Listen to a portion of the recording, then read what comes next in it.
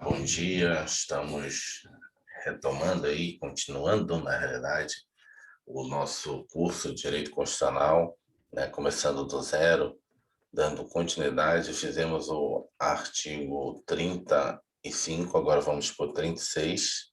O 35 aqui foi bastante extenso na última aula.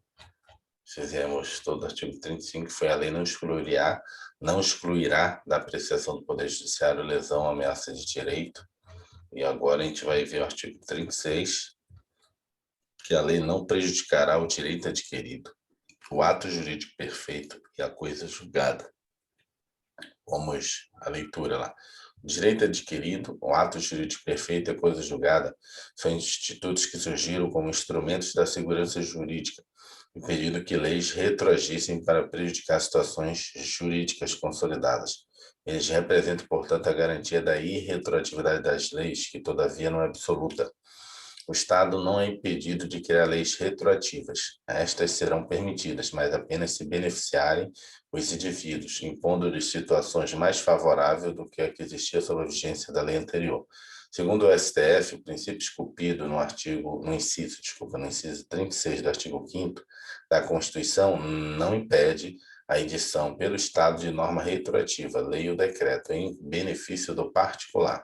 Súmula 654 dispõe o seguinte: a garantia da irretroatividade da lei, prevista no artigo 5º, inciso 36 da Constituição da República, não é invocável pela entidade estatal que a tem ditado.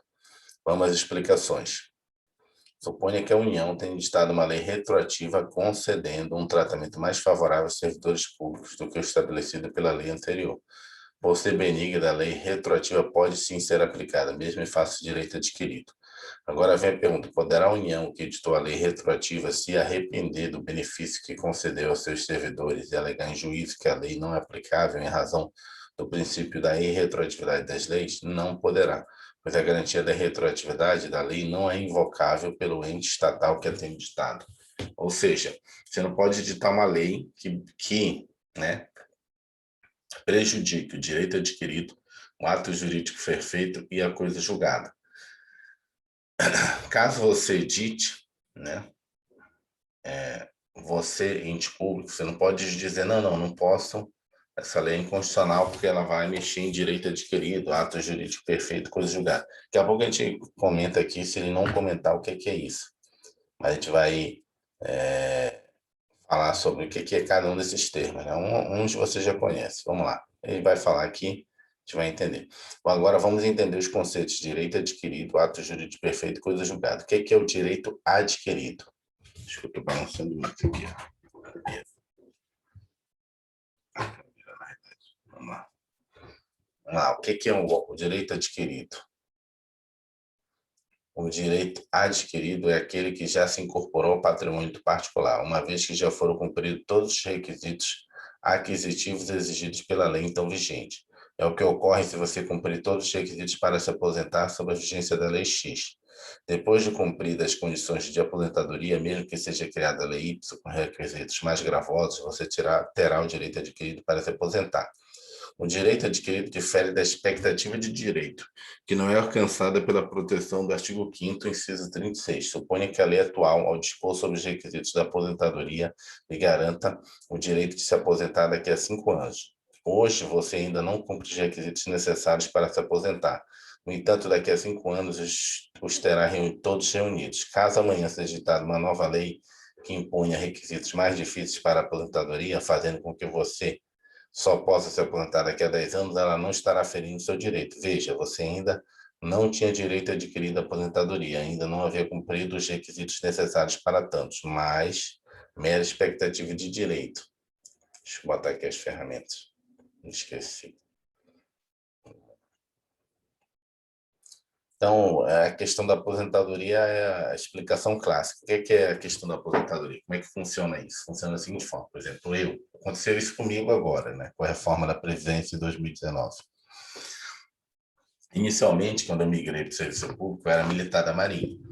Então, inicialmente, quando eu migrei para o serviço público, na realidade, lá tinha uma expectativa de me aposentar com 30 anos, de serviço militar.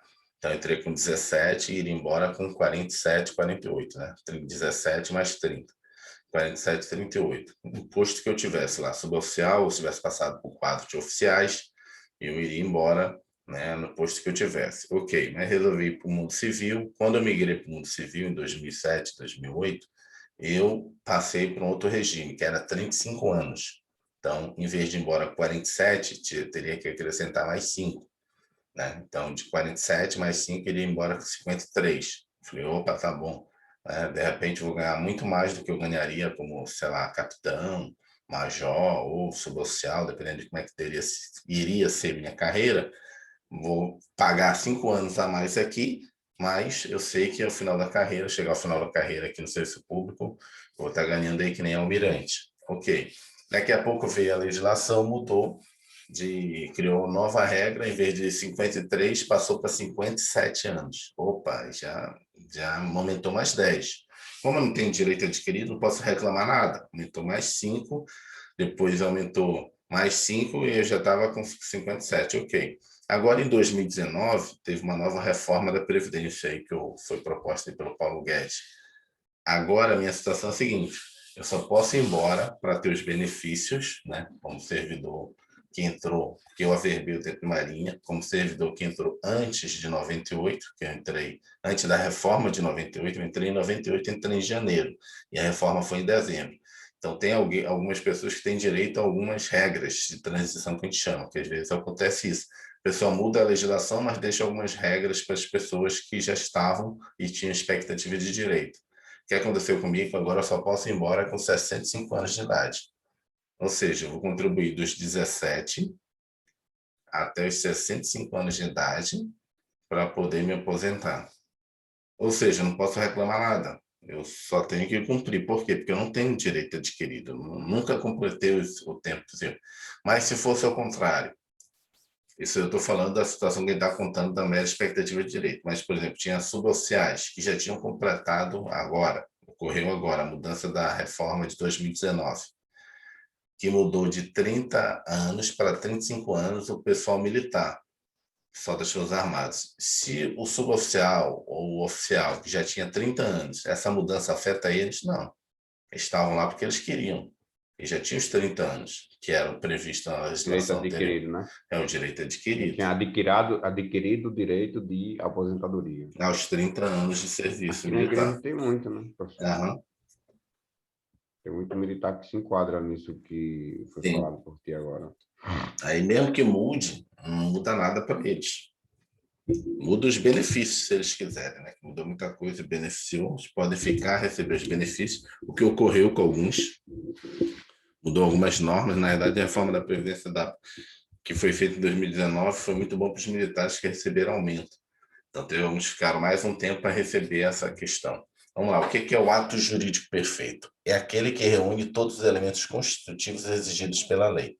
É o ato já consumado pela lei vigente ao tempo que se efetuou. Tome-se como exemplo o contrato celebrado hoje na vigência de uma lei X. E não vou dar exemplos. Mas o ato jurídico perfeito é o seguinte: eu estou fechando o contrato com você e você diz que vai me cobrar uns juros de 0,5% ao mês. Ok. Acordamos, botamos no papel, assinei, você assinou, fomos no cartório, reconhecemos firmas. Certo? E aí vem uma legislação e diz, né? E diz que não pode ter contratos, né, com juros menor do que 1%. Mas eu fechei o contrato de 0,5% com você. E aí? Aí é um ato jurídico perfeito. O contrato ele ainda vai se protrair, ou seja, você ainda vai executar o contrato para frente, ainda vou te pagar esse 0,5% desse contrato, mas ele não está. Se eu for fechar ele ou renovar, eu não posso mais renovar, porque eu vou ter que renovar com 1%, a nova legislação. Mas, do ponto de vista assim, ele já é um ato jurídico perfeito?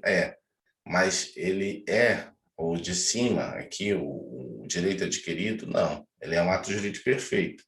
Por que ele é ato jurídico perfeito? Porque ele, na Eu verdade, ele posso, só finalizou o contrato e ainda vai desenvolver ele. Pode falar. Eu não sei se seria uma comparação boa, mas espera aí, assim, ó, por exemplo, esse primeiro aí, ele está parecendo com a aplicabilidade da lei plena, né? No caso, tipo assim, uma comparação. Hum, Por quê? Porque ele, depois de adquirido, não tem como ser mudado, igual o pleno.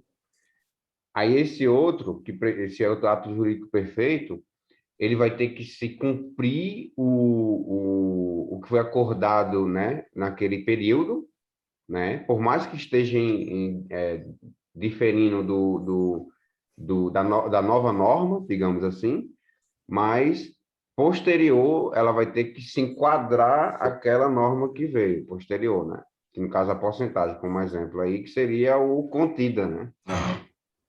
Pode, se você conseguir entender assim, mas não tem, Comparação, comparação. Mas pode ser um outro exemplo, assim, um ato jurídico perfeito. Por exemplo, eu fiz um acordo com você, né, uma locação de um imóvel e contraí a obrigação de pagar os aluguéis, paguei os aluguéis para você, acabou a locação, né?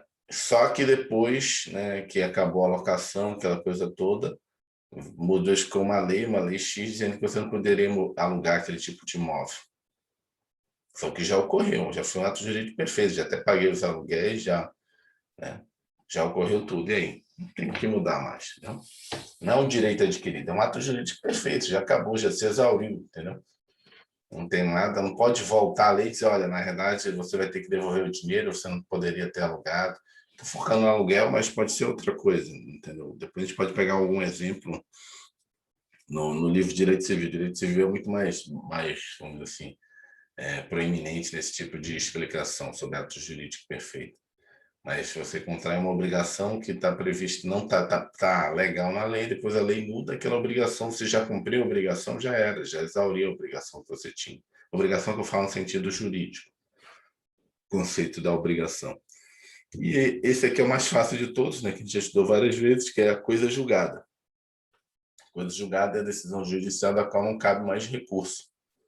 Ou seja, você tem um processo, né, que tramitou na justiça, teve todos os graus de recursos, já foi feito tudo, transitou julgado, acabou. Aí veio uma lei, né, e modificou, né, aquilo que você tinha direito. Por exemplo, aconteceu agora, e isso aconteceu também de novo comigo. Eu entrei na justiça porque era um percentual, um valorzinho aí que era descontado do meu salário, que pela legislação antiga não fazia sentido, né? Descontava, mas não tinha previsão legal, não tinha nada. Várias pessoas entraram na justiça, isso da minha época da Marinha ainda. Saí da Marinha, entrei com ação. Enfim, no final das contas, quando mudou a lei, quer dizer, antes de mudar a lei, eu recebi o dinheiro. Recebi uma diferença de uns R$ 5.000, eu acho. Ok. Coisa julgada, acabou. Veio uma lei e mudou. E esse desconto agora pode ser feito. É só uma coisa julgada. Ou seja, não pode também retroagir essa lei. Primeiro já foi julgado no meu caso. Eu já recebi o dinheiro. Segundo, a lei mudou posteriormente. Ou seja, uma coisa julgada, não tem como eles mudarem. Existe, e aí, mas eu não vou entrar aqui agora, existe uma coisa chamada ação rescisória. Né? Ação rescisória é quando você já tem uma coisa julgada, que você não pode mais mexer, só que surgiu fatos novos, surgiu situações, provas, surgiu coisas assim relevantes.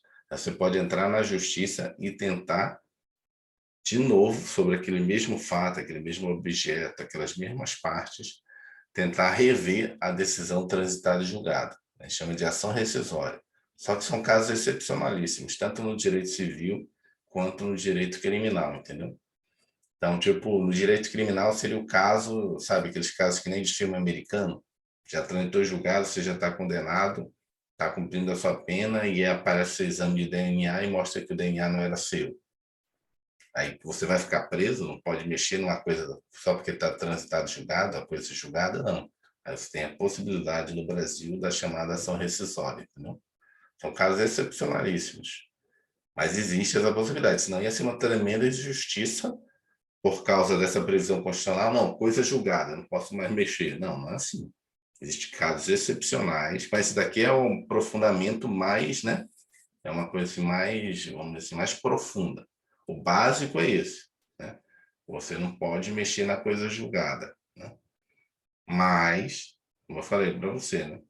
Situações possíveis que você pode ter uma chamada ação rescisória, tanto no civil quanto no criminal, porque senão você pode cometer uma grande injustiça.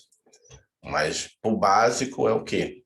A lei não prejudicará o direito adquirido, o ato jurídico perfeito e a coisa julgada. São os três. Vamos ver o que é que ele explica mais para finalizar. É importante destacar que no artigo 5º, inciso 35, o vocábulo lei está empregando em seu sentido formal, fruto do poder legislativo, imaterial, qualquer norma jurídica. Portanto, inclui emendas constitucionais, leis ordinárias, leis complementares, resoluções, decretos legislativos e várias outras modalidades normativas. Nesse sentido, tem-se o entendimento do STF de que a vedação constante do inciso 36 se refere ao direito, lei, compreendendo qualquer ato da ordem normativa constante do artigo 59 da Constituição, onde diz que são as leis. Também é importante ressaltar que, segundo o STF, o princípio do direito adquirido se aplica a todo e qualquer ato normativo infraconstitucional, sem qualquer distinção entre lei de direito público ou de direito privado, entre lei de ordem pública ou de lei dispositiva. Há, todavia, certas situações nas quais não cabe invocar o direito adquirido. Assim, não existe direito adquirido frente a normas constitucionais originárias. As normas que nasceram com a CF de 88 podem revogar qualquer direito anterior, até mesmo o direito adquirido. Então, isso aqui é bem importante, pode ser uma pegadinha de prova. Tem direito adquirido, mas mudou a Constituição. Porque quem está te garantindo esse direito adquirido é a Constituição. Mas se eu revogo a própria Constituição, que ela está dizendo assim, você não, a lei que está abaixo dela, a lei que está abaixo dela pode prejudicar o seu direito adquirido. Mas se quem está te garantindo o direito adquirido for revogado, que é a própria lei máxima, então não existe essa possibilidade, senão é incongruência jurídica, né? Interpretação jurídica. Então, Mas quem... Pode falar. mais uma vez a gente vê que o direito ele não é absoluto, né? Uhum. Não há do que falar em direito absoluto, né? Que é até, como o professor falou agora, né? A norma superior, né? Se é garantido por ela, se ela for mudada, mas teria que ter toda uma constituinte, né? No caso, Sim, para mudar ainda mais, porque se são, né? como é que é o nome aqui? Peraí, as normas originárias, né? Então teria que mudar. Teria que ser uma nova constituinte. Entendi. Mas, por exemplo, em geral, quando tem uma mudança brusca, quando você perde um direito, normalmente eles criam regras de transição. Por exemplo, ocorreu na Constituição de 88. Você acabou de 69, né, que foi a emenda constitucional, mas é considerada uma Constituição para a de 88. Para alguns é uma Constituição, para outras não. Mas na de 69 tinha a previsão de instituto jurídico chamado enfiteuse. Acabou a enfiteuse em 88, né? Constituição de 98, você não pode mais fazer enfiteuse. Enfiteuse seria tipo um aluguel permanente, né? A pessoa mora lá, é como se o cara fosse o seu vassalo. Você nunca vende nem está alugado o cara. Enquanto o cara estiver morando lá, ele pode fazer o que ele quiser, mas ele te paga tipo um IPTU o resto da vida. Seria um enfiteuse, entendeu? Ele nunca vai ser o proprietário da coisa, sempre vai ser o dono, a posse dele, vai mudar, vai transmitir para os sucessores, vai construir, pode sublocar, mas todo ano ele tem que te pagar tipo um IPTU, tipo, você fica ad eterna, tipo na época lá dos do período feudal. A Constituição de 88 acabou com isso. Não existe enfiteuse. Se você aluga ou você vende, você não pode ficar eternamente sendo dono daquilo. Porque isso é uma coisa lá da época do Império, entendeu? O cara Naturalização ganhar. tácita também, né? É um exemplo de Aham. coisa que se foi a naturalização tácita, né? Não, mas aí tem que ver se já estava na Constituição de 69. Se mudou para de 88. Não sei se só foi mudança, porque a questão da naturalização teve várias emendas constitucionais. Eu estou falando de direito originário. Estava na de 69, Constituição de 69, de 88 mudou. Não foi uma emenda constitucional, foi a própria Constituição de quando foi promulgada em 88 mudou. E aí, o que a própria Constituição de 88 fez, né? Quando ocorrem essas mudanças, você falou, ok, o que tiver já sido contratado, as enfiteuses estiverem já fechados, tipo, ato jurídico perfeito, né? Continuam. Então, tem gente que ainda tem enfiteuse, entendeu? Por exemplo, a enfiteuse mais famosa que existe no Brasil, não sei se você sabe, é da família imperial. Toda aquela área da região do centro de Petrópolis, a área da região do centro de Petrópolis ali, é da família imperial de Petrópolis. Então, por exemplo, ali, ok, o cara é proprietário, passa, o que ele quiser, mas todo ano uma parte é cobrada para pagar eles, e toda mudança, agora eu não quero mais morar aqui em Petrópolis, no centro, eu vou passar a casa para alguém. Além de pagar os impostos comuns, você paga um percentualzinho para a família imperial. Então, os caras são milionários só porque eles têm essa enfiteuse, entendeu? Todo ano eles arrecadam milhões dessa enfiteuse, porque é como se eles fossem o Estado, é como se recebesse todo ano IPTU, entendeu? Que as pessoas nunca vão poder ser os proprietários daquele terreno, daqueles imóveis. Toda vez que eles transmitem para outras pessoas, eles pagam para a família real. Todo ano eles têm que pagar, entendeu? Então é tipo um senhor feudal, né, na época antiga, entendeu? Sempre é seu aquele negócio, nunca vai Então, as perder. tuas gerações sempre vão ter ali garantido, né? No Sim, caso. essas ainda se mantêm. Essas se mantêm até hoje. Sabia A não. Constituição manteve. Lá em Petrópolis tem isso, tem esse imposto lá da família imperial, que tinha aqueles terrenos todos, a cidade toda era deles.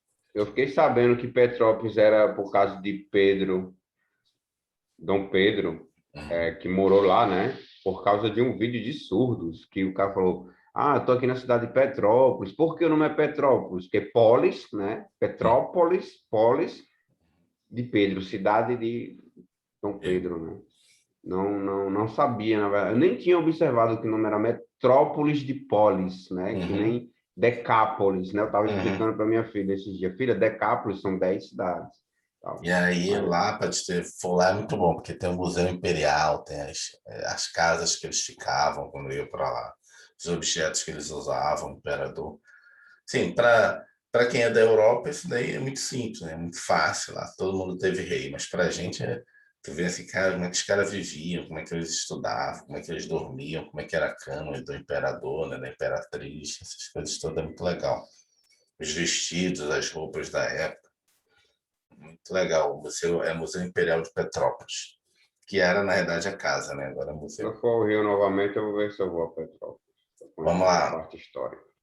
O que é que não cabe invocar o direito adquirido? Então, já explicamos, normas constitucionais originárias, mudança do padrão moeda. Ou seja, mudou a moeda. Ah, não quero que mude a moeda. Não faz nem sentido, né? Criação, aumento de tributos. Ah, não quero pagar o tributo novo. Não existe. Mudança de regime estatutário.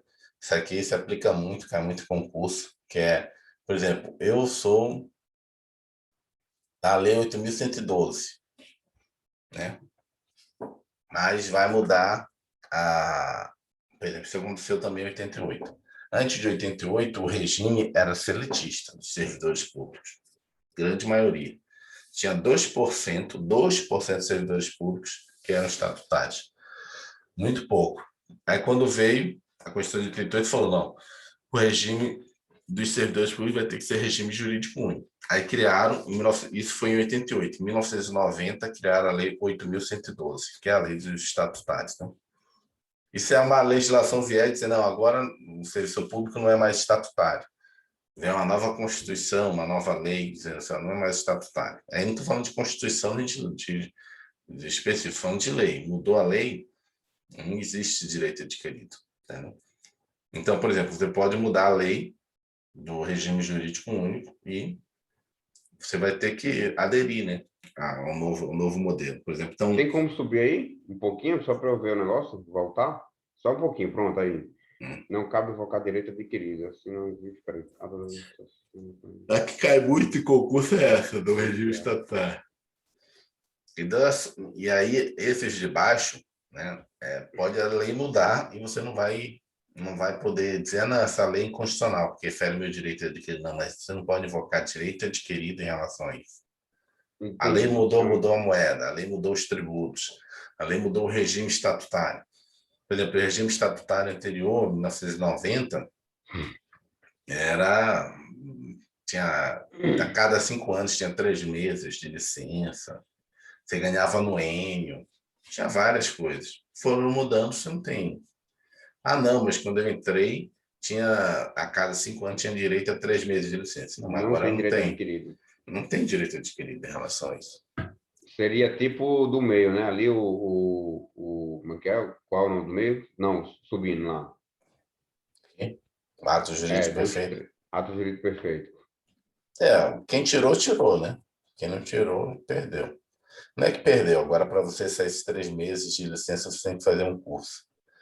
Vamos lá, vamos marcar aqui. Botar esse aqui, ó.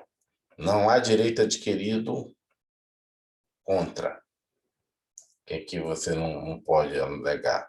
Vou tirar aqui. Normas constitucionais originárias, mudança do padrão moeda, criação e aumento de tributos, mudança do regime estatutário. Vamos lá. Não haverá juízo ou tribunal de seção. Artigo, inciso 37 agora. Não haverá juízo ou tribunal de seção. E o 50, é 50, né? 53. O L é 50.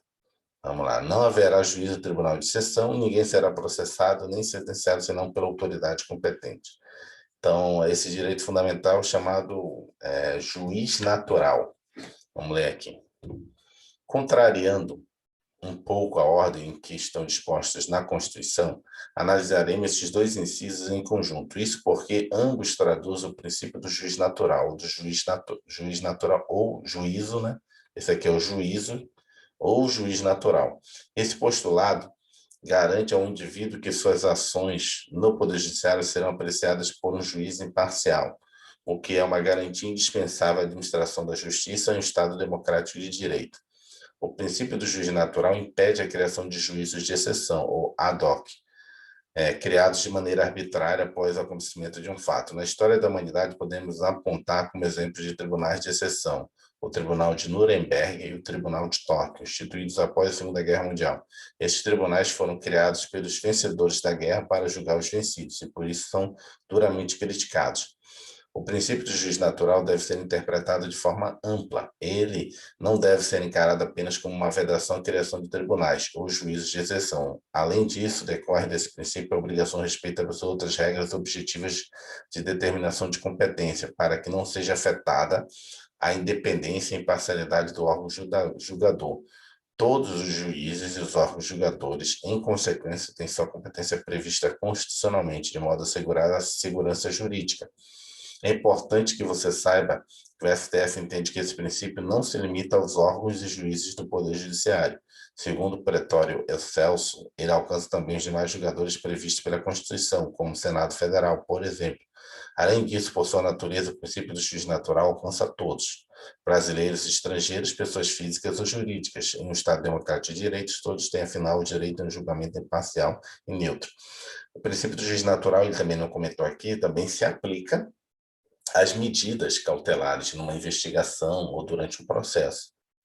Então, por exemplo, se o juiz natural, para o meu caso específico, para uma busca e apreensão, por uma prisão preventiva, fosse determinado juiz, e eu comprovar que não foi o juiz natural, né, foi um juiz incompetente, aquilo que foi colhido é nulo, né, é a nulidade absoluta, porque o O juiz juiz era natural incompetente. seria, no caso, a imparcialidade dele?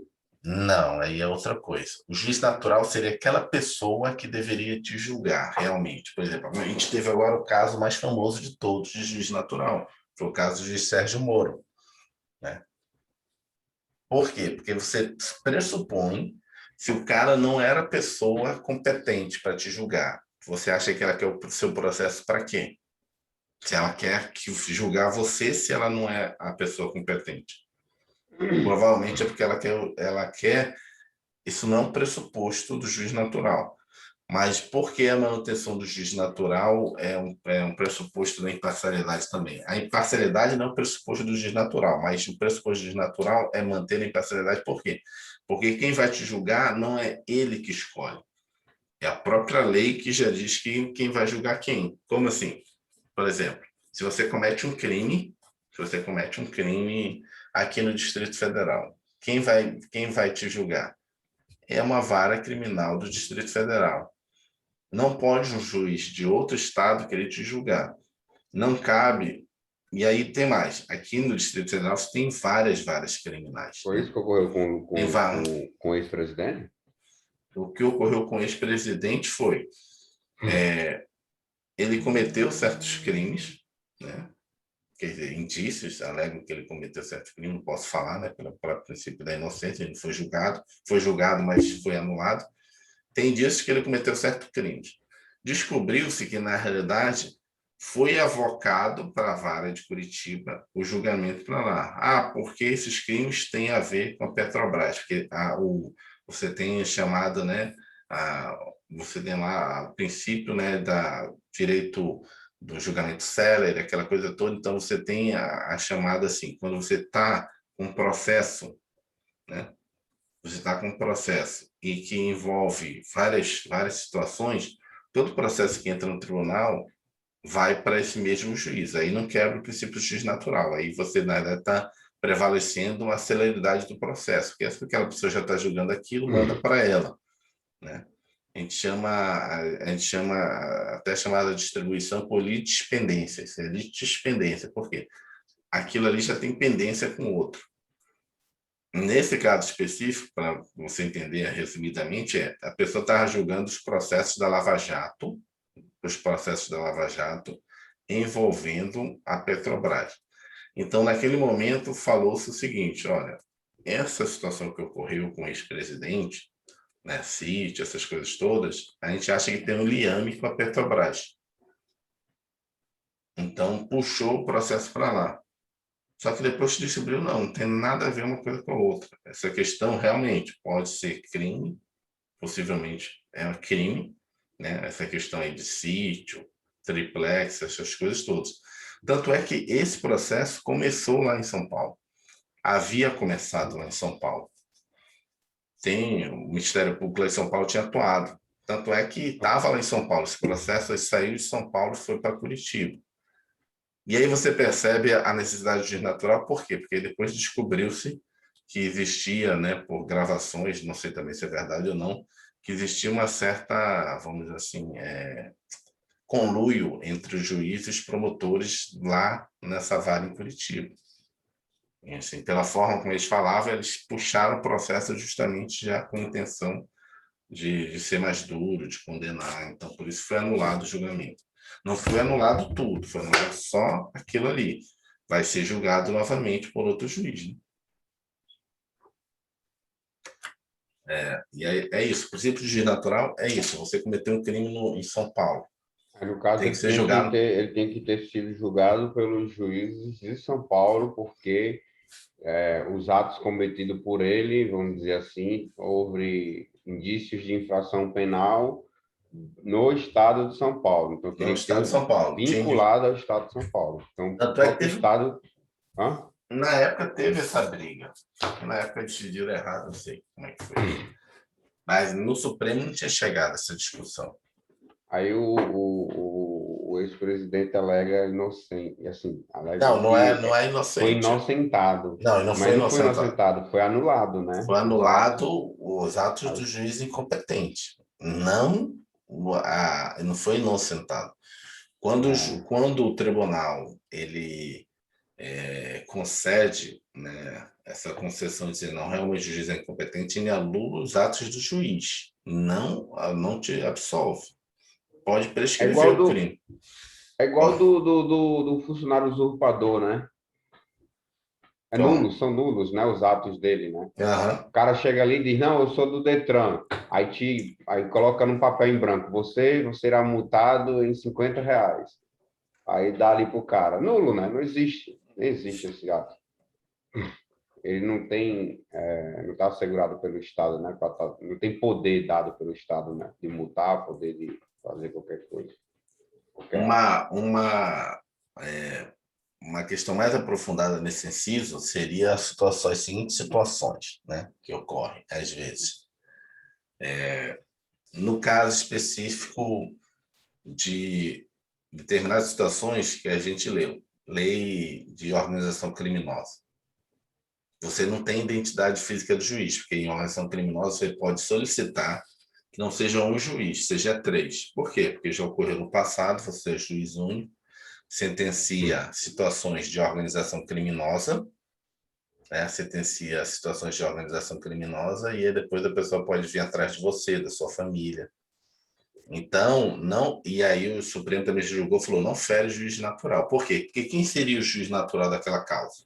Aquela pessoa que está naquela vara. Então, ele recebeu. E ele levanta a mão para o tribunal e diz, olha, isso aqui é uma organização criminosa. Eu quero mais dois juízes comigo, assinando. Porque aí você dilui a responsabilidade. Mas esse de quem vão ser esses dois juízes que vão juntar para julgar essa organização criminosa, junto com o cara que já era o responsável, já tem uma previsão de quem vai ser, né? Se escolhido a dedo. Então, não fere. O princípio de juiz natural quer, assim, claramente, é o seguinte, é que não seja escolhido a dedo o juiz para cada causa. Ah, esse cara é muito, desculpa a palavra, safado. Então vou pegar o pior juiz para julgar ele, porque vai dar uma sentença dura para ele. Ah, não, esse cara é gente boa. Pega esse juiz aqui que ele sempre dá umas sentenças mais razoáveis, menos pena, né, para os criminosos, então vou trazer ele para esse cara. Não, seu crime foi cometido aqui. Quem é que está nessa vara? Essa pessoa. Então você vai ser julgado por ela que está lá. Não tem como mudar a pessoa que está lá. Se tiver mais de uma vara, tiver mais uma vara, que eu não completei aqui em Brasília. Em Brasília tem várias varas. E, às vezes, dentro de uma mesma área, tem várias varas também. Tá? Em Brasília, você tem vara criminal. Em Guará, Ceilândia, Paranoá e tal. Cometeu ali, é daquela vara criminal. Mas chega lá, tem primeira, segunda, terceira vara criminal. Para qual juiz vai? Aí você tem um sorteio eletrônico. Sorteio eletronicamente. Não pode dizer, o cara é ruim e vai para o primeiro. Não tem uma escolha subjetiva, é uma escolha aleatória. É meio que na sorte, né? Que é no juiz bom, juiz ruim, entendeu? Mais duro, juiz que é mais duro, tem juiz que é mais, né, mais light. Então, o princípio de natural, primeiro, é isso, é que você não seja escolhido para você, especificamente, quais, e nem que seja criado depois. Não tem problema, fusão, se eu estou falando só um aprofundamento, não tem problema, fusão, isso é do direito processual. Fusão, extinção de vara. Então, por exemplo, ele fala que não é para quê? Por exemplo, cometer um crime, vamos criar uma vara só para punir o William. Não, não é isso. Mas se já estava previsto que essa vara ia ser criada, esses processos podem ir para essa vara. Não tem uma quebra. Os caras não criaram especificamente para o seu caso. A não ser que você comprove, não. Na verdade, os caras criaram uma vara especificamente para me punir. Não é isso, é que já estava previsto na lei que ia ser criada uma vara ou que ia ser extinta aquela vara. Sendo extinto ou criada uma vara, os processos são distribuídos para aquela vara que foi criada, ou no caso de extinção, redistribuído para outras. Então, não há quebras do juiz natural. O que não pode é o que ocorreu depois da Segunda Guerra Mundial, os caras criarem um tribunal especificamente né, para punir aquelas pessoas. Ele foi criado especificamente para punir as pessoas que cometeram crimes de guerra. Então, é criticado porque, na verdade, não existia. Hoje já existe. Hoje, se nós tivermos uma guerra, você cometer, né, crimes de guerra, você tem o Tribunal Penal Internacional em Haia. Então, já está criado, já existe. Se tiver uma guerra, você cometer... Tiver uma guerra, não. Tem tido guerras no mundo, né? Guerra da Iugoslávia, guerra do Iraque. Cometeu crimes de guerra, já tem um tribunal lá em Haia, na Holanda, que já está criado. Você vai ser punido por ele, vai ser julgado lá. Antes não existia esse Tribunal Penal Internacional. Vamos continuar. Agora o inciso 38, né? 38. É reconhecida a instituição do júri com a organização que lidera a lei, assegurados a plenitude de defesa, o sigilo das votações, a soberania dos vereditos, a competência para o julgamento dos crimes dolosos contra a vida. Vamos lá, então, toda vez que o tribunal do júri, deixa eu mostrar aqui, o tribunal do júri, aqui, o tribunal do júri, ele é específico, opa, ficou ruimzinho aqui, mas vamos lá, o tribunal do júri é específico de crimes dolosos contra a vida. Só alguém não coloca aqui, só um aprofundamento básico. Crimes dolosos contra a vida, tanto os tentados quanto os consumados. Se a pessoa foi uma tentativa, mas era um crime doloso contra a vida, né? Ele vai para o tribunal do júri. Não, mas não se consumou, não interessa. Ele tentou o crime, é o crime O contra a tribunal vida. do júri, no caso, professor, é aquele pessoal que é convidado para... Sim. Esse é aquele tribunal clássico, né? Desde a Idade Média lá. Não que ele, né, porque ele seja desde É a Idade formado por Média, civis, não é isso? é um Tá. julgamento, tem jurados, né? Eles são os julgadores, na verdade. São jurados, chama de jurados, mas são os julgadores. Eles vão definir a sua absolvição, a sua condenação. Quem vai aplicar a sentença, né, quem vai fazer a dosimetria da pena é o juiz, mas você pode ser absolvido, o juiz não vai fazer, não vai poder fazer nada. Vamos ler aqui, e depois eu explico um pouco mais sobre o Tribunal do Júri, a gente faz um aprofundamento aqui mínimo. Vamos lá. Esse inciso deve ser memorizado, geralmente é cobrado em sua literalidade. Decore dessas linhas. Então, você tem que ter plenitude de defesa, sigilo das votações, a soberania dos vereditos, a competência para o julgamento dos crimes dolosos contra a vida. Vamos lá. O Tribunal do Júri é um tribunal popular, composto por juiz togado, que o preside, e 25 jurados, escolhidos entre os cidadãos do município, entre todas as classes sociais. Segundo a doutrina, é visto como uma prerrogativa do cidadão que deverá ser julgado por seus semelhantes. O Tribunal do Júri possui competência para julgamento dos crimes dolosos contra a vida. Crime doloso é aquele em que o agente, quem pratica o crime, prevê o resultado lesivo da conduta e mesmo assim pratica a ação produzindo resultado. Exemplo: o marido descobre que a mulher o está traindo e intencionalmente atira nela e no amante, causando a morte dos dois. Tratando-se de crime doloso, que é, sem dúvida, um crime doloso contra a vida, o julgamento será, portanto, de competência do Tribunal do Júri. Sobre a competência do Tribunal do Júri, destacamos a seguir algumas jurisprudências que podem ser cobradas em prova. Vamos ver aqui. Primeiro, a competência constitucional do Tribunal do Júri, artigo 5º, inciso 38, não pode ser afastada por lei estadual nem usurpada por vara criminal especializada, sendo vedada ainda a alteração da forma de sua composição, que deve ser definida em lei nacional. No caso, o STF apareceu lei estadual que criava vara especializada para processar e julgar crimes praticados por organizações criminosas. Essa vara especializada julgaria, inclusive, os crimes dolosos contra a vida. Dessa forma, por invadir a competência do Tribunal do Júri, foi considerada inconstitucional. Competência para processo e julgamento de latrocínio é do juiz singular e não do Tribunal do Júri. Por quê? Porque latrocínio é crime contra o patrimônio, não é contra a vida, né? O resultado morte é um crime chamado até péter doloso, não sei se você lembra. Eu lembro, Porque, porque perto é porque aconteceu depois, né? O intuito, uhum, né?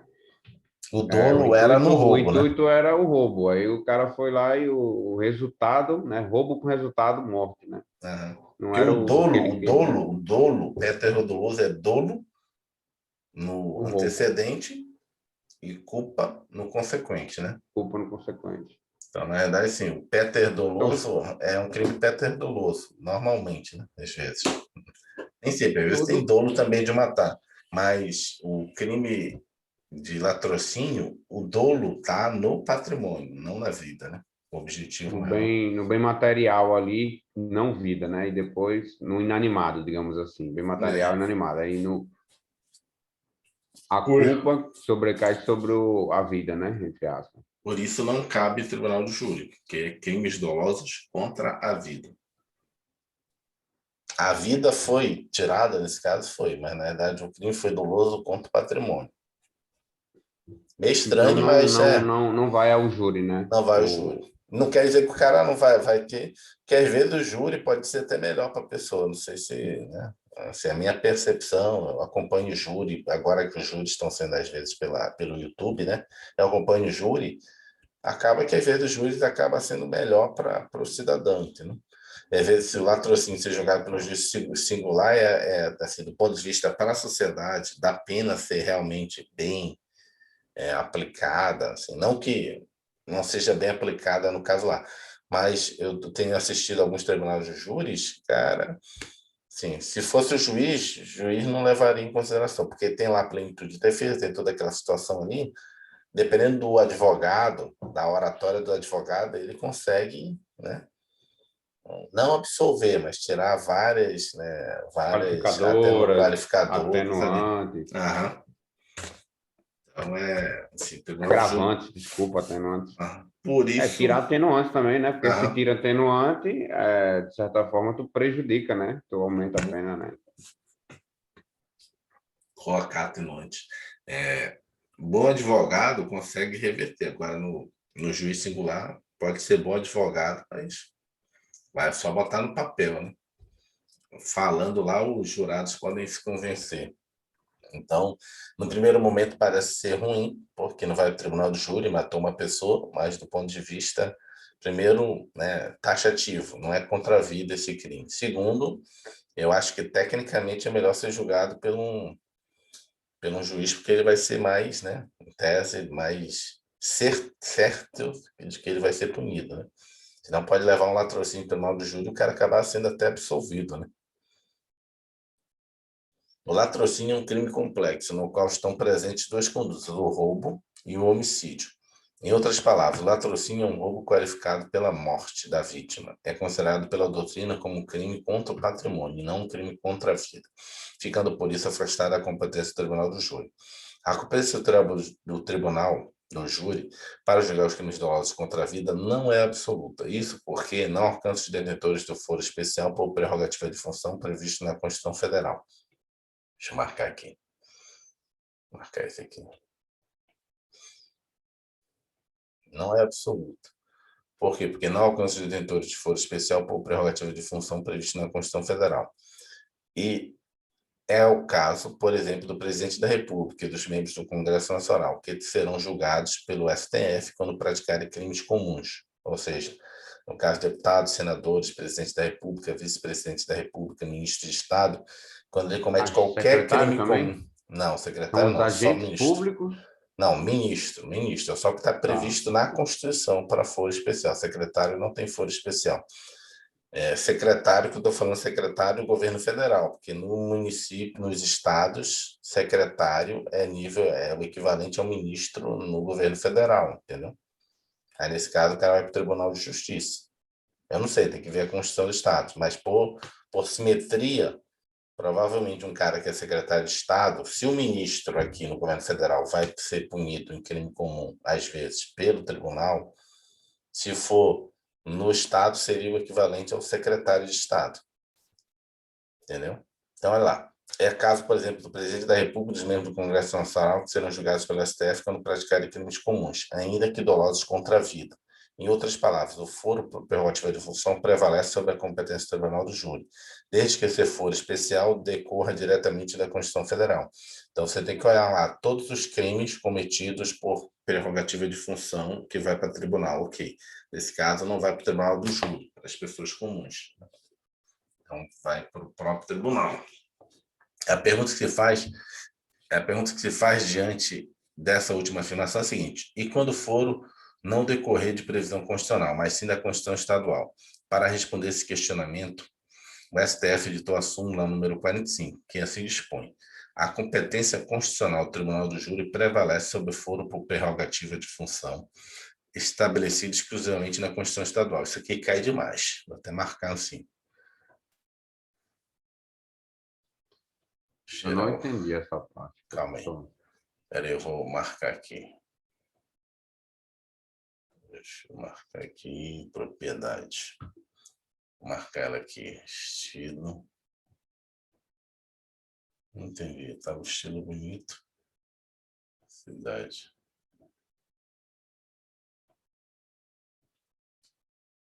Espessura.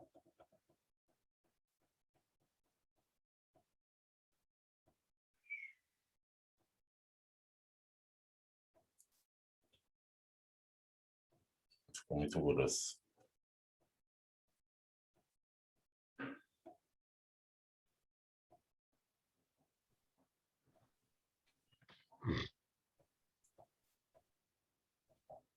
Estranho. Espera aí. Tá dando erro aqui. Não sei o que eu fiz. Pensei que ia... Você quer ficar aquela caixa bonitinha aqui? Tirar. Você quer ficar aquela caixa aqui bonitinha? Mas você queria deixar grifado aqui. Assim. Da outra vez eu deixei isso. Que não quer funcionar. Sei por quê.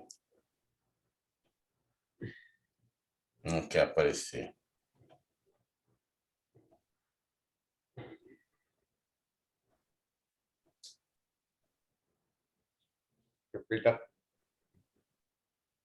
Fala. Cor de preenchimento ali não está transparente.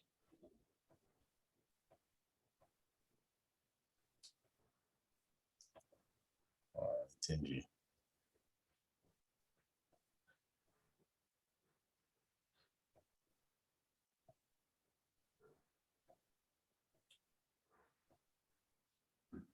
Agora foi.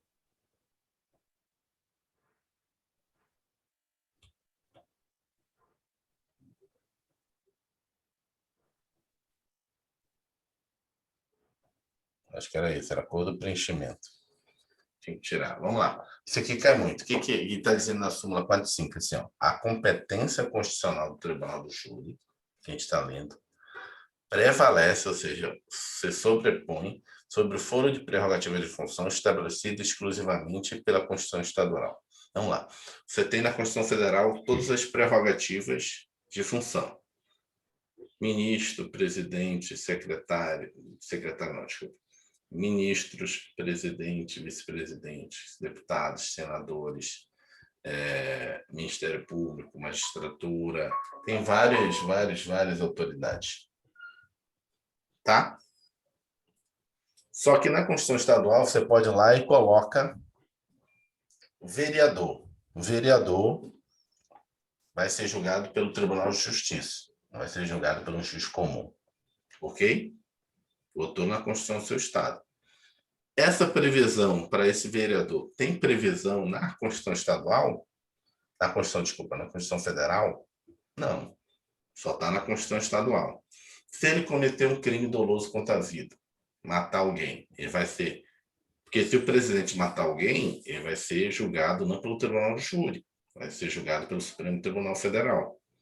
Mas o vereador, porque o dele não está previsto na Constituição, está previsto só na Constituição Estadual, vai ser julgado por quem? Pelo Tribunal de Justiça, conforme prevê a Constituição Estadual, ou vai ser julgado pelo Tribunal de Júri? Aí aplica-se a súmula. Prevalece o Tribunal do Júri sobre essa prerrogativa exclusiva da Constituição Estadual. Entendeu? Então, no caso que aquelas prerrogativas de Constituição Estadual que não tem simetria ou não está previsto na Constituição Federal, cumpre o Tribunal do Júri. O Tribunal do Júri prevalece. O caso mais clássico é justamente o vereador, né? O vereador ele é julgado pelo Tribunal do Júri. Não tem prerrogativa de forma. Então, assim, ó, porque assim, estabelecendo exclusivamente pela Constituição Estadual, tá certo isso aqui? No final?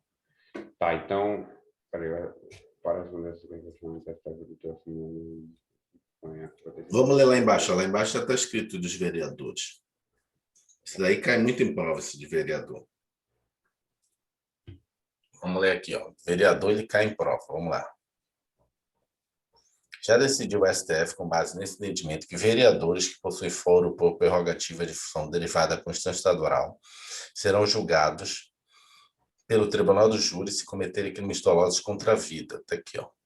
STF, habeas corpus, número 80.477 do Piauí, relatoria Neri Silveira, de 2000. Isso se explica pelo fato de que a competência do Tribunal do Júri prevalecerá sobre o foro por prerrogativa de função, estabelecida exclusivamente pela Constituição Estadual. A Constituição Federal estabelece ainda 3 importantes princípios do Tribunal do Júri: a plenitude de defesa, a soberania dos vereditos, o sigilo das votações. A plenitude de defesa é uma variante do princípio da ampla defesa e do contraditório, artigo 5º, inciso 55, que permite ao acusado apresentar defesa contra aquilo que lhe é imputado. Sua concretização pressupõe que os argumentos do réu tenham a mesma importância no julgamento que os do autor. Em consequência, não deve existir prioridades na relação processual e deve o réu ter a possibilidade de usar todos os instrumentos processuais na sua defesa. Também decorre da plenitude de defesa o fato de que os jurados são das diferentes classes sociais. Segundo o STF, implica prejuízo à defesa a manutenção do réu algemado na sessão de julgamento do Tribunal do Júri, resultando no fato na insubsistência do veredito condenatório. Ou seja, se você for a júri popular, não quero ficar algemado, você não, a não ser que tenha, né, previsão na própria resolução, na própria súmula vinculante do próprio Supremo, né? Você pode causar alguma violência, alguma coisa, você pode ser algemado. Fora isso, você não pode estar algemado, senão dá a percepção para quem está ali, o senso comum da pessoa, não, ele é culpado, está algemado. Já dá uma impressão. Psicologicamente. Já dá uma impressão negativa, né? Então, não pode. Né? No que se refere à soberania dos vereditos, também assegurado ao Tribunal do Júri pela Carta Magna, destaque-se que esta tem a finalidade de evitar que a decisão dos jurados seja modificada ou suprimida por decisão judicial. Entretanto, não se trata de um princípio absoluto, sendo possível a sua relativização. A soberania dos veredictos não confere ao Tribunal do Júri exercício do poder incontrastável e ilimitado. Significa o seguinte, tem a soberania do veredito. Se ele foi absolvido, resolveu absolver. Porque quem faz os quesitos, as perguntas, é o juiz. O juiz ele vai fazer as perguntas, a primeira pergunta é a primeira de autoria, né? Primeira autoria, foi ele ou não foi ele? Se não foi ele, não, nem vai ter punição. Depois sobre o fato, né? Sobre esse fato, ocorreu ou não ocorreu? Tá. E aí depois sobre cada uma, né, das qualificadoras, agravantes, atenuantes, ele vai fazendo as perguntas de forma que ele possa fazer a dosimetria da pena. Quando ele fala da princípio absoluto, ele não é totalmente absoluto, né? A soberania dos vereditos é que o Supremo já teve julgados em que ele, na verdade, mandou anular, porque a soberania dos vereditos dá a seguinte situação para você. Claramente foi a pessoa, certo? Claramente foi a pessoa. E aí o Tribunal do Júri absolve a pessoa por negativa de autoria, diz que não foi a pessoa. Como a decisão do veredito, do veredito pelo Tribunal do Júri, dos jurados, tipo assim, contrastavelmente contra a prova dos autos. Assim, tipo, gritante contra a prova dos autos. Tá claro. Tá claro, é gritante contra a prova dos autos. O advogado de defesa foi muito bom e conseguiu convencer os caras. O que o tribunal pode fazer, o STF, STJ, o próprio tribunal local, né, o Tribunal de Justiça local, é anular o júri, fazer um novo júri. Com novas pessoas. Com novas pessoas. Pode ser que tenha contaminado, tenha sido ameaçado, tenha sido... Mas que há uma... Como é que diz? Segurança, né? E o pessoal não saber quem é, né? Como é que é o nome que dá? Anonimato. Anonimato. Há um anonimato, mas por algum motivo vazou e ninguém foi lá e corrompeu. Tá muito claro que estava muito contra os fatos, né? Aí o juiz pode ir lá anular e pedir um novo, né? Entendi. E o que ocorre? Tanto é que a soberania dos vereditos, esse termo soberania dos vereditos, o tribunal não pode se fazer pelo júri. Não, na verdade a prova dos autos é essa, então ele está condenado. Não. A única coisa que o tribunal pode fazer, eu vou ter que anular o júri. Porque é soberano os vereditos deles. Só que a soberania não pode ser ilimitada. Está claro que foi a pessoa, e não pode ser absolvido por negativa de autoria. Entendi. Entendeu? Então, é a soberania do júri. Agora, se ele foi absolvido por outras coisas que o juiz colocou lá nos quesitos, aí o problema do juiz que elaborou aquilo vai ter que absolver a pessoa. Ah, não, mas ele cometeu realmente o crime e tal, não sei o que. Não, mas a gente resolve absolver ele. Entendeu? Porque tem também aquela absolvição, né, aquele perdão judicial, que é aquele que não me culpou, não é, que não é, desculpa, É culposo o não. primário, Não é isso, eu ia falar besteira, né? porque é doloso contra a vida, pode ser culposo. É tipo assim, a pena, ela não faz mais sentido, porque o resultado do crime afeta tanto o réu, que não faz nem sentido punir. Então tem essas situações Lembrei, também.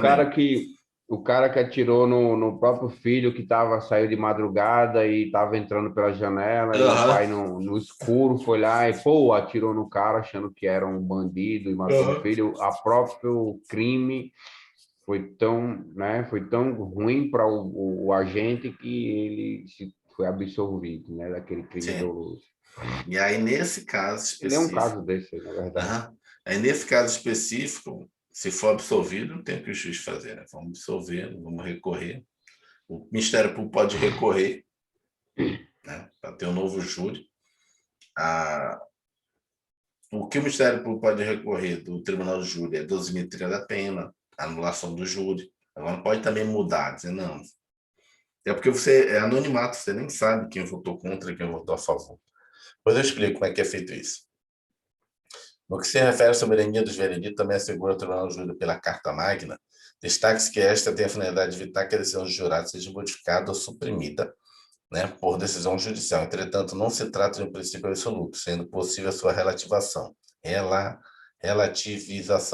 A soberania dos vereditos não confere ao Tribunal do Júri o exercício de um poder incontrastável e limitado. É possível, sim, que existam recursos das decisões do Tribunal do Júri. Nesse sentido, é possível haver revisão criminal, ou mesmo retorno dos autos aos júris para novo julgamento. Segundo o STF, a soberania dos vereditos do Tribunal do Júri não exclui a recorribilidade das suas decisões, quando manifestamente contrárias às provas, também não, quando manifestamente contrárias às provas. Assim, nesse caso, será cabível a apelação contra decisões do Tribunal do Júri. Por fim, cabe destacar que o STF entende que a competência do Tribunal do Júri, fixada no artigo 5º, inciso 38, D, que é o D de crime doloso contra a vida, crime doloso contra a vida, quanto aos julgamentos criminosos de crimes dolosos contra a vida, é passível de ampliação pelo legislador ordinário. Isso significa que pode a lei determinar o julgamento de outros crimes pelo Tribunal do Júri. Vamos ver aqui uma questão. Lei ordinária que amplia a competência do Tribunal do Júri não ofende o artigo 5º, inciso 38, letra D, nem a cláusula pétrea do artigo 60, né, parágrafo 4º, ambos da Constituição Federal, correto. Ou seja, o Supremo entende é que serão, volta aqui no inciso, que é reconhecida a instituição do Tribunal do Júri, com a organização que a lei, tá vendo, der a lei, que a lei der, assegurados, né? Assegurado que, no mínimo, isso aqui, não quer dizer que outros crimes não possam ser do Tribunal do Júri. Aí tu vai dizer, mas vai ser ruim para o cidadão? Não, eu acho que vai ser bom. Você resolve colocar outros tipos de crime? Pode. Porque o que a Constituição, se a gente for ler ali, literalmente, o que a Constituição está dizendo é o seguinte, ó, é reconhecida a instituição do júri, ponto. Com a organização que a lei lhe der, ou seja, ele está dizendo que a lei vai dar. Então, é uma norma de eficácia, né, limitada. A lei vai dar. Só que ele é uma reserva de É contida, legislação, não? não, limitada. Mas não vai dar a lei, não vai ter que dar? Com a organização que Uhum. a lei dá? A organização que a lei vai dar. É limitada Então, de peraí. princípios institutivos, né? Aí está dizendo organização, a gente tem dois tipos de limitada. Uma de organização, que esse caso aí vai organizar, e uma de normas programáticas, não sei se você lembra. Limitado, na verdade. E aí outra coisa, essa norma aqui ela é de reserva legal, e uma reserva legal de observância específica, porque além de dizer que tem que ser por lei, ele diz o que é que a lei tem que conter. Então, a lei tem que conter o quê? Que, primeiro, vai ter que ser assegurado a plenitude de defesa. Essa lei é o próprio Código de Processo Penal, né? Também. o sigilo das votações, tem a lei do Tribunal de Júri também, até botou ali. O sigilo das votações, a soberania dos vereditos, é a competência para os julgamentos dos crimes dolosos contra a vida. Eu queria só pegar essa parte aqui da letra D. O que o Supremo entende é que essa letra D não está dizendo que é exclusivamente para isso. Entendeu? A competência para o julgamento dos crimes dolosos contra a vida, ele está dizendo que o Supremo entende, o que o Supremo está dizendo aí, que nessa letra D, que a Constituição deu no mínimo, tem que julgar isso. Tipo, a competência dele. Mas não é que é unicamente isso. Tanto é que a questão que a gente resolveu, ela explicita justamente isso, que o Supremo entende que se a lei que der na instituição, a organização do Tribunal do Júri, quiser colocar outros crimes, pode.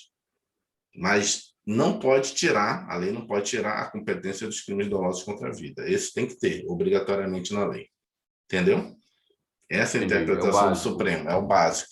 O mínimo que pode Outra coisa aqui, como é que o pessoal vai, como é que compõe o sigilo das votações? É porque se você assistir o Tribunal do Júri, você vai ver lá como é que funciona lá. Primeiro, a plenitude de defesa, a explicação que ele deu é muito boa, mas outra coisa que ele tem é que você pode usar tudo, pode usar áudio, vídeo, pode falar, xingar, gritar. Se você Tribunal do Júri vê advogado bom, é lógico, não pode ofender, né? Tem um nível ali de calúnia e tal. Tem discussões que vão para o tribunal de advogados que ofendem e tal, mas acaba, no final das contas, plenitude de defesa, porque às vezes o cara acaba xingando, assim, né, algumas testemunhas, algumas coisas que você tenta defender veementemente, tá? Plenitude de defesa. Lógico que tem um limiar entre, né, entre ofender e você crime, né? não cometer um crime. E como é que é feito esse soberania? Já explicou o sigilo das votações. Você vê o Tribunal do Júri, o que é que você faz, né? Se você for ver lá os votos, quando o juiz pega para fazer a contagem, ele pega assim, começa a fazer a contagem, contra, contra, contra. Passou da metade e já para a votação. Por quê? E já fala que não, esse quesito foi, o júri foi a favor, foi contra. Por quê? Porque se ele tirar todos os votos, vai saber que foi unânime. E aí sabe que todo mundo votou no mesmo sentido. Então ele nunca tira todos os votos, entendeu? Ele só tira os votos, passou da metade, que já aquele quesito já foi o contra a favor, volta, já pega ali, acabou esse quesito. Próximo quesito, entendeu? Entendeu como é que funciona? Porque aí você mantém o sigilo. Você sabe que a maioria já votou. E os outros? Não interessa, já ganhou. Porque se você for tirar todos, mínimo, né? Porque se você for tirar todos os votos e for unânime, você entregou, acabou o sigilo. Sabe que todo mundo foi unânime, sabe que todo mundo votou igual. Então, é uma estratégia que eles usam para não acabar o sigilo das votações. No Tribunal de Justiça do Paraná, sempre eles transmitem os tribunais de júri. Deixa eu ver, esse aqui acho que é muito grande. Acho melhor deixar para amanhã. A gente continua amanhã, que hoje eu vou para o trabalho. E aí, de repente, à noite, né? Se for o caso. É isso que eu ia perguntar. Eu ia esperar a gravação terminar, mas... Vou deixar aqui, ó.